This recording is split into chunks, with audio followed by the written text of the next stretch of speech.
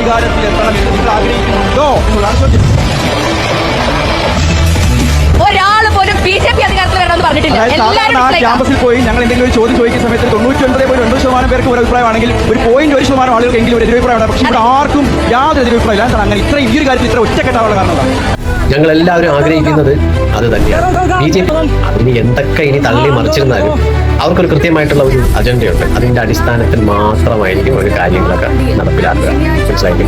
അങ്ങനെയുള്ള ഒരു പാർട്ടി കേരളത്തിൽ വന്നു കഴിഞ്ഞാൽ എന്താകും എന്നുള്ളത് കേരളത്തിലെ ജനതയ്ക്ക് നന്നായിട്ട് അറിയാം. അതുകൊണ്ടാണ് കേരളത്തിൽ അവർ വരാൻ പാടില്ല എന്ന് അവർ ആഗ്രഹിക്കുന്നത്. കാരണം അവർ ഭരിക്കുന്ന സംസ്ഥാനങ്ങളിൽ എന്താണോ അവർ നടപ്പിലാക്കിയിട്ടുള്ളത് അത് തന്നെയായിരിക്കും കേരളത്തിൽ കൊണ്ടുവരാൻ പോകുന്നത്. വേറെ പ്രത്യേകിച്ച് മാറ്റങ്ങളോ കാര്യങ്ങളോ അങ്ങനെ ഒന്നും ഉണ്ടാവില്ല. ഒരവസരം ബിജെപിക്ക് കൊടുക്കൂ എന്ന് തള്ളി മറിക്കുന്ന ഒരു നേതാക്കന്മാരും ഒന്ന് സാധാരണ ജനങ്ങളോടൊപ്പം കാണില്ല എന്നുള്ളത് കൺഫേം ആണ്. പാർട്ടിക്ക് വേണ്ടി ജീവിച്ചു മരിച്ചു പോകുന്ന ആൾക്കാർ പോലും ഇന്ന് ബിജെപിക്ക് വേണ്ട.